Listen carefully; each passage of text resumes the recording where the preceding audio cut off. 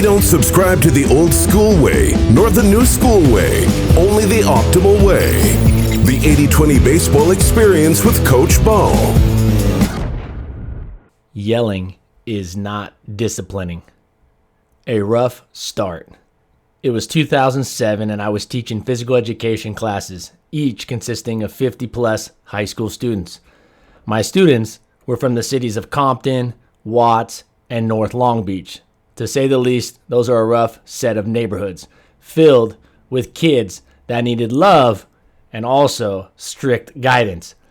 I did care deeply for each of the students I had and enjoyed the heck out of working with all of them. But they were a rambunctious group, and my early struggles proved that I needed to change my approach or it was going to be a very long school year. My class was one of four that met each period on the blacktop on a set of painted PE numbers. For the first 2 months of the semester, when the PE teachers would exit the staff office to join up with the classes, I couldn't help but notice that two of the classes would be sitting very orderly, while the other two classes, one of them which was mine, were spread out, standing around, and the students were arriving late.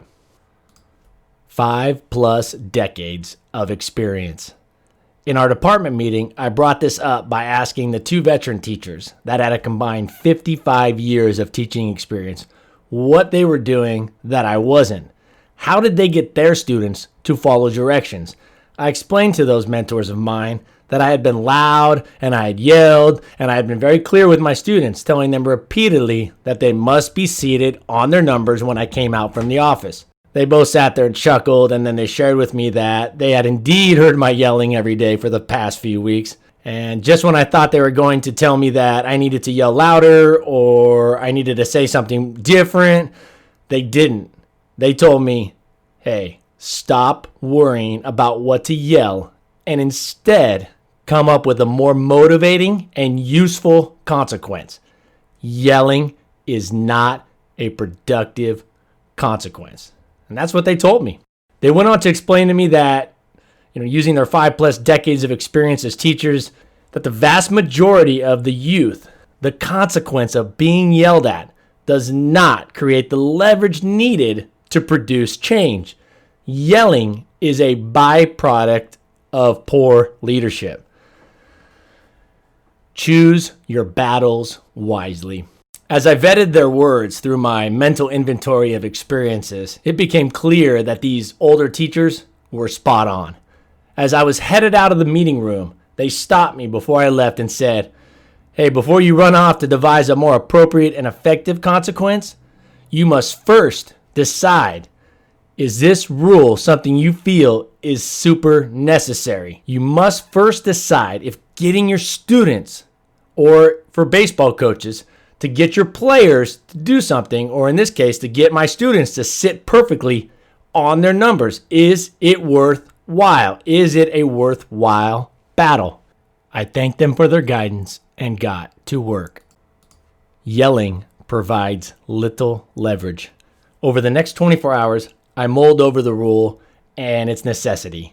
I decided it was a necessary part of starting the class, and thus I worked on a consequence that would produce change. A consequence that was going to be more effective than the passing annoyance of being yelled at. Since yelling was giving me very little leverage, and with many of my students, it wasn't producing any positive changes at all, I needed to create a high leverage replacement. I did not want to punish them by making them do push-ups or by going through a set of sit-ups, because those movements were part of our fitness program, and I wanted to maintain a positive perception of those exercises.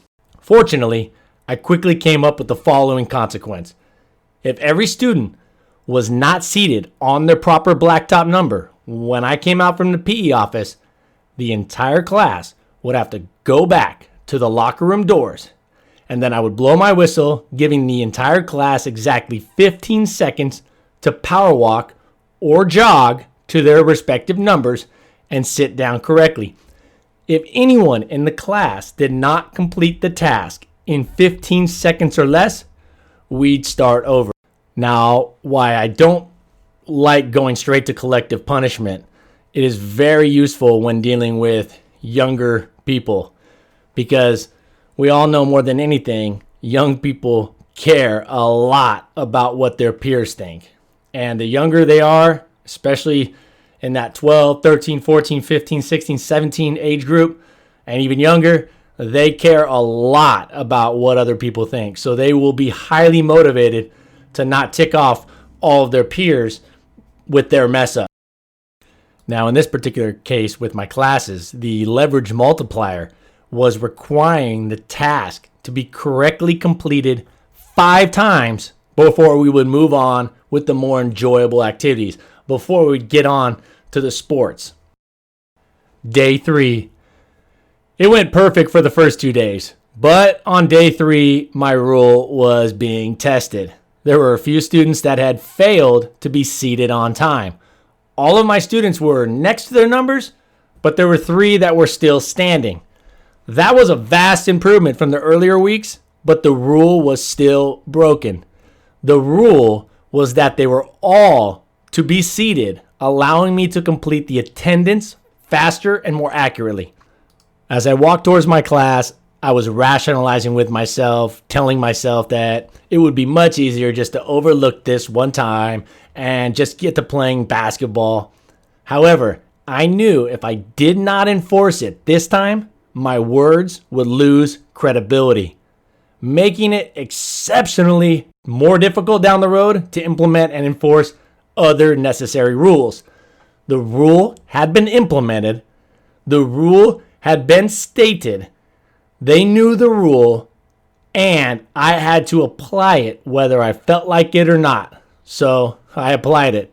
From that time forward, my class was the only class that was correctly seated in order every single day for the remainder of the semester. The consequence worked.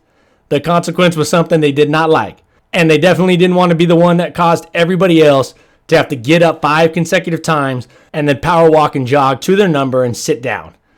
The consequence was appropriate and strong enough to make the students want to avoid it. Less work, better results. Less yelling, better consequence. Calmness is true control. Yelling and screaming will not produce disciplined youth. You are not making your players more disciplined or tougher by yelling at them. Trust me, if you have an effective discipline policy in place, you'll never need to yell at your players, except in a an urgent safety manner. If you've earned the players' trust by consistently praising them and showing them that you genuinely care about them as people, you'll never need to yell at them. If you do find yourself yelling at your players, know that you'll be receiving a negative long-term return on your energy and time investment. Using a firm tone from time to time can be appropriate, but the volume of your words should only increase slightly. The only time you should raise your voice, like I said before, is when someone's immediate safety is in danger. There are simply no other exceptions to this rule. Discipline comes from cultivating and creating disciplined habits. Many players will show self-discipline, and for those that do not, you have your rules to this to guide you and the consequences as your leverage. Once a coach trusts this, they will never feel helpless again. All right, I want to thank each and every one of you coaches for taking on the important and influential role of coaching our youth. Thank you for being a positive leader. This has been Coach Bo. Take care. This has been the 80-20 Baseball Experience. This is a really good team, and so you have to earn everything you have against them and take opportunities when they present themselves. Take it to the field.